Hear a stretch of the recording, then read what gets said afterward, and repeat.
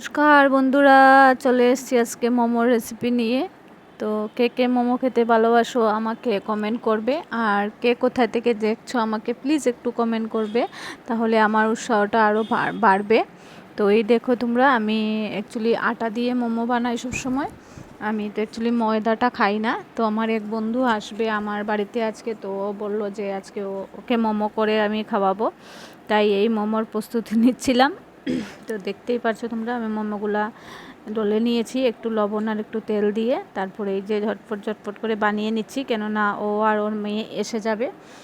তো অনেক দিন থেকে আমাকে বলছিল যে ও মোমো খাবে, মোমো কখন খাওয়াবে আমাকে, কোন দিন খাওয়াবে মোমো। তো আমি শুধু সময় নেই বলে বলে আমি করছিলাম। অ্যাকচুয়ালি ঠিকই আমার কাছে, তোমরা তো জানোই আমার কাছে একদম সময় নেই। তো ওই দিন সানডে ছিল, তো আমি বলেছি আসো।